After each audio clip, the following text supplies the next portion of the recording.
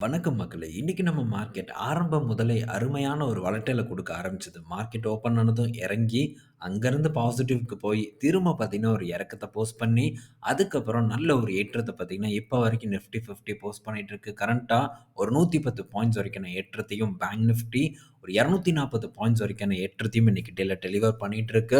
Bank நிஃப்டிலயும் இன்னைக்கு டேல நல்ல ஒரு வளட்டல் தான் ஏற்பட்டிருக்கு. ஸோ, இப்போ பேங்க் நிஃப்டிய பொறுத்தவரைக்கும் லார்ஜ் கேப் பங்குகள் HDFC அண்ட் இந்த கோடாக் இது 2ம் தான் இன்னைக்கு டேல நல்ல பெர்ஃபார்மன்ஸ வந்து போஸ்ட் பண்ணிட்டுருக்கு. கோடாக் அதிலயும் 2.25% வரைக்கான ஏற்றத்த குடுத்திருக்கு.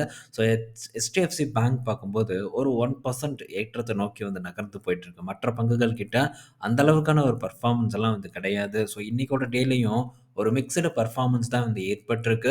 அப்படியே டோட்டல் மார்க்கெட்டும் ஒரு நல்ல பெர்ஃபார்மன்ஸ குடுத்திருக்கான்னு கேட்டா, டெஃபினட்டா வந்து இல்ல. அதே மாரி சின்ன சின்ன வங்கி பங்குகளும் இன்னைக்கு டேல ஓரளவு பெட்டர் பெர்ஃபார்மன்ஸ் PSU வங்கி பங்குகள் பார்க்கும்போது இன்னைக்கு டேல ஓரளவு பெட்டர் பெர்ஃபார்மன்ஸ பார்த்தீங்கன்னா, இப்ப வரைக்கும் டெலிவர் பண்ணிட்டுருக்கு. ஸோ, அடுத்தது பார்த்தீங்கன்னா, சில பங்குகள் எல்லாம் திடீர்னு வந்து ஒரு 4, 5% இறங்குது. திடீர்னு பார்த்தீங்கன்னா, அதே மாரி ஒரு நல்ல ஏற்றத்த வந்து குடுக்குது. ஸோ, என்ன நடக்குது அப்படிங்கிற ஒரு மிகப்பெரிய ஒரு கன்ஃப்யூஷன்ல தான் நம்மள வந்து வச்சுட்டுருக்கு. அப்படிப்பட்ட 2 பங்குகள பத்தி தான் நம்ம இங்க வந்து டிஸ்கஸ் பண்ண போறோம். ஸோ, முதல் பங்கு பார்த்தீங்கன்னா, நாட்கோ ஃபார்மா. இன்னைக்கு டேல நாட்கோ ஃபார்மா கிட்டத்தட்ட ஒரு 7% வரைக்கான ஒரு ஏற்றத்த வந்து டெலிவர் பண்ணிட்டுருக்கு. என்ன காரணம் அப்படின்ட்டுலாம் நமக்கு ஒண்ணும் தெரியல. ஆனா, ரீசன்ட் டேஸா பார்த்தீங்கன்னா, இந்த நாட்கோ ஃபார்மால வாலடைல் வந்து ரொம்பவே வந்து அதிகமா இருந்துட்டு இருக்கிறத நம்ம பார்த்துட்டு இருக்க முடியுது. ஸோ, இங்க ஏதாச்சும் ஒரு ஆனா இப்போதைக்கு நம்ம புது லான்ச்சஸ் இந்த மாரி ஒரு நல்ல ரெவென்யூ வரக்கூடிய இடம் அப்படிங்கிற மாரி எல்லாம் எந்த ஒரு விஷயமும் இன்னும் வருங்காலத்தில இன்னும் கொஞ்சம் நாட்களுக்கு எதுவும் வந்து நடக்க போறதில்ல. பட் இருந்தும் இந்த இடத்துல ஒரு நல்ல வாலடைல் ஏற்பட்டுட்டு இருக்கு. ஸோ, பையிங் அண்ட் செல்லிங் இந்த மாரி பங்குகள் ஏற்பட்டுட்டு இருக்கு. அதுவும் இல்லாம இது ஒரு சின்ன பங்கு. ஒரு 16,000 கோடி மார்க்கெட் கேப் உள்ள பங்கு. இதெல்லாம் வந்து ஈஸியா ஏத்துறதுக்கான வாய்ப்புகள் அதிகமா வந்து இருக்கு. ஏத்தி இறக்குறதுக்கான வாய்ப்புகள் அதிகமா இருக்கு. ஸோ, என்ன நடக்குது அப்படிங்கிறது தொடர்ந்து ட்ராக் பண்ணுவோம். இதையும் வந்து நம்ம ஏதாச்சும் ஒரு அப்டேட் வருதான்னு ட்ராக் பண்ணிட்டே இருக்கணுங்கிறதுக்காக எடுத்துட்டு வந்தேன். அடுத்தது ஓலா. அவனும் பார்த்தீங்கன்னா, இன்னைக்கு டேல நல்ல ஒரு பெர்ஃபார்மன்ஸ் கிட்டத்தட்ட ஒரு 8% வரைக்கான ஒரு ஏற்றத்த வந்து குடுத்துட்டு இருக்கான். இவனுக்கு என்ன ஆச்சுன்னு தெரியல. ஸோ, இவன் பார்க்கும்போது இன்னைக்கு டேல ஒரு நல்ல பெர்ஃபார்மன்ஸ் அதே மாரி ஓலாவோட மார்க்கெட் கேப் பார்க்கும்போதும் சேம் ஒரு 16,000 கோடி கிட்ட வந்து இருக்கு. இதையும் பார்த்தீங்கன்னா, ஈஸியா ஏத்தி இறக்க முடிஞ்ச ஒரு விஷயம். ஸோ, இந்த இடத்துல வால்யூம் பாருங்க எந்த அளவுக்கு வந்து அதிகமா இருக்குன்ட்டு. பட் இதெல்லாம் சஸ்டெயின் ஆயிருக்கா அப்படின்னு கேட்டா டெஃபினட்டா வந்து இல்ல. ஸோ, வால்யூம் இருந்தது, ஏற்றத்த வந்து குடுத்தது. இப்போ அகைன் பார்த்தீங்கன்னா, ஒரு நல்ல சரிவுல தான் வந்து இருந்துட்டு வந்துட்டுருக்கு. ஸோ, ஆனா இன்னைக்கு டேல பார்க்கும்போது ஓலால ஏதோ ஒரு பெரிய பையிங் வந்து ஏற்பட்டிருக்கு. அதனால ஒரு ஏற்றம் பார்த்தீங்கன்னா, இந்த பங்குலயும் இன்னைக்கு டேல நடந்திருக்கு. பட் ஓலா பொறுத்தவரைக்கும் ஸோ, அடுத்து லான்ச் வந்து ரொம்ப டிலே ஆயிட்டு இருக்கு. ஸோ, ஓலா S1 ஸ்போர்ட் அறிவிப்பு குடுத்து ரொம்ப நாட்கள் ஆச்சு. இன்னும் அது வரல. அது போக ஸோ, இன்னும் இந்த S1 ப்ரோ பிளஸ் இந்த S1 ஸ்போர்ட் பார்த்தீங்கன்னா, 5 கிலோவாட் பேட்டரியில வருது. இதே நம்ம S1 இப்போ 3 ஜெனரேஷன் நெனைக்கிறேன். அதுல ஒரு 5 கிலோவாட் வண்டி வருது.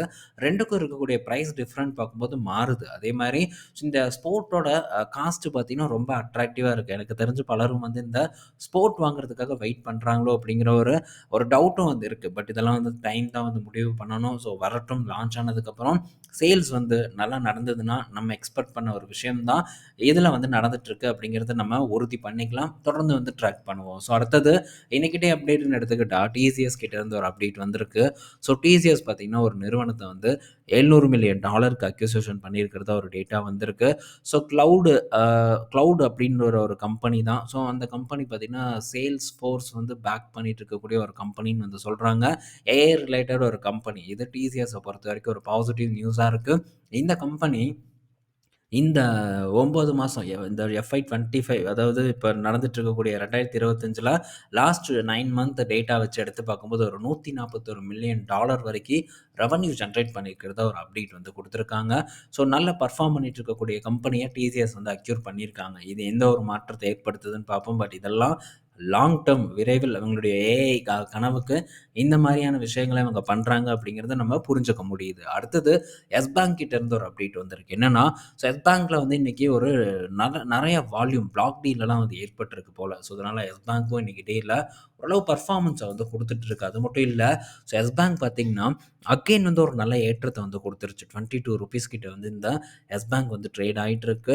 பட் இருந்தாலும் இந்த எஸ் பேங்க்லாம் இப்போதைக்கெல்லாம் நம்ம புடிக்க முடியாது. பட் இப்ப அந்த ஜப்பான்காரன் வந்து இந்த எஸ் பேங்க்க வாங்கியிருக்கான். ஸோ இதுக்கப்புறம் ஒரு பெர்ஃபார்மன்ஸ் நல்லா இருக்கும்னு நம்ம எதிர்பார்த்தாலும் கூட, ஒரு நல்ல வேல்யூவேஷன் வந்ததுன்னா, அப்போ இந்த எஸ் பேங்க்க திங்க் பண்ணலாம், ஃபோக்கஸ் பண்றத பத்தி. அடுத்தது மசகண்டாக் ஷிப் கிட்ட இருந்து ஒரு அப்டேட் வந்திருக்கு.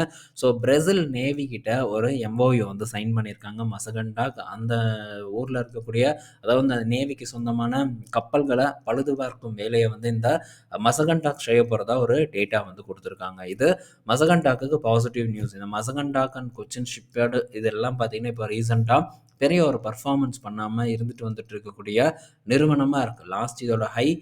3700 கிட்ட இருக்கு. இப்ப கரண்ட்டா ஒரு ரூ. 2400 கிட்ட ட்ரேட் ஆயிட்டு இருக்கு. ஸோ இதே தான் வந்து கொச்சின் ஷிப்யார்டும். 2ம் வேல்யூவேஷன் பார்க்கும்போது ரொம்பவே வந்து அதிகமா இருக்கு. ஸோ இந்த பங்கெல்லாம் ஒருக்கா யாரும் சீண்டாதப்ப நான் வந்து பார்த்துருந்தேன். நல்ல ஞாபகம் இருக்கு. பெரிய பெர்ஃபார்மன்ஸே இல்ல. ஸோ நான் கூட சரி இதெல்லாம் பெரிய பெர்ஃபார்மன்ஸ் பண்ணாதுன்ட்டு நெனச்சேன். ஒரு டபுள் த ரிட்டர்ன் குடுத்தோனே எக்ஸிட் ஆனேன். இதுக்கு மேல போகாதுன்ட்டு. பட் அதுக்கப்புறம் தான் இதோட ஒரிஜினல் முகமே வந்து தெரிய ஆரம்பிச்சது. நல்ல ஒரு ஏற்றம். இப்போ பார்த்தீங்கன்னா, ஸ்லோவா கரெக்ஷன் வந்து ஏற்பட்டுட்டு இருக்கு. ஸோ இந்த கரெக்ஷன்ல நம்ம டெஃபினட்டா மாட்டிக்க கூடாது. ஸோ ரொம்ப கேர்ஃபுல்லா வேடிக்கை பார்ப்போம். இந்த மாரி ஓவர் வேல்யூட் பங்குகள் கிட்ட. அடுத்தது ஸோ மியூச்சுவல் ஃபண்ட்ஸ் எல்லாம் பார்த்தீங்கன்னா, இந்த டிக்ஸான் டெக்ல வந்து பணத்த போட்டுட்டு இருக்கிறதா ஒரு டேட்டா வந்திருக்கு. இதுல அதிகப்படியான ஒரு முதலீடு பண்ணது மோத்திலால் ஒஸ்வாலா வந்து இருக்காங்க. 36,00,000 ஷேர் வந்து வாங்கியிருக்காங்க. அதைத் தொடர்ந்து கோட்டாக் வாங்கியிருக்காங்க. அதைத் தொடர்ந்து நிப்பானும் வந்து வாங்கியிருக்கிறதா ஒரு டேட்டா வந்து குடுத்துருக்காங்க. ஸோ நீங்க இப்ப போய் பார்க்கலாம். டிக்ஸானோட வேல்யூவேஷன் நல்ல பீக்ல இருந்து கரெக்ட்டான மாரி உங்களுக்கு வந்து தெரியலாம். ஸோ ஒரு 60 கிட்ட இருக்கு. இதுக்கு முன்னாடி வந்து ஒரு 200, 150 கிட்டலாம் இருந்தது. ஸோ என்ன ரீசன்னா, இவங்க அதர் இன்கம் வந்து போஸ்ட் பண்ணிட்டு இருக்காங்க. ஸோ இந்த அதர் இன்கம் கதையெல்லாம் என்ன கதை அப்படின்ட்டு தெரியல. ஒவ்வொரு செப்டம்பர் காலாண்டுலயும் அதர் இன்கம் வந்து இந்த இடத்துல ரிஃப்ளெக்ட் ஆயிட்டு இருக்கு. ஒரு 3 வருடமா 3 வருடம் இல்ல. ஒரு 3 டைம் பார்த்தீங்கன்னா, தொடர்ந்து அதர் இன்கம்ம காட்டியிருக்காங்க. ஸோ இதெல்லாம் பார்த்தீங்கன்னா, இவங்களுடைய ப்ராஃபிட்ட ஏத்தியிருக்கு.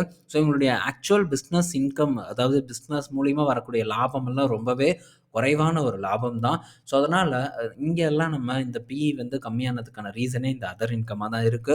ஸோ இதெல்லாம் காரணமா வச்சு நம்ம இந்த இடத்துல ஃபோக்கஸே வந்து பண்ண முடியாது. ஸோ அதனால ஜஸ்ட் வந்து நம்ம இந்த மாரி பங்குகள்லேருந்து விலகி இருப்பது நல்லது. ஸோ ஒவ்வொரு பீரியட்ல ஒவ்வொரு மாரியான பங்கு ஒரு ஹைப்ப வந்து பெறும். அந்த ஹைப்புக்குள்ளலாம் நம்ம மாட்டிறக்கூடாது. மாட்டுனோம்னா ரொம்ப கஷ்டம். இதெல்லாம் மாரியான பங்குகள் எல்லாம் ஒண்ணு நல்ல ஒரு லோவஸ்ட் லெவல்ல நம்ம வாங்குறதுக்கு ட்ரை பண்ணணும். முடியலையா, ஸ்கிப் பண்ணிட்டு வேற நமக்கு என்ன முடியுமோ அத நோக்கி போறது கரெக்ட்டா இருக்குங்கிறது தான் என்னுடைய ஒரு கருத்து. இந்த வீடியோல நம்ம பல இன்ஃபர்மேஷன் பத்தி டிஸ்கஸ் பண்ணியிருப்போம். பயனுள்ளதா இருக்கும்னு நான் நெனைக்கிறேன். ஈவினிங் நம்ம இன்னொரு வீடியோல மீட் பண்ணுவோம். பாய் மக்களே!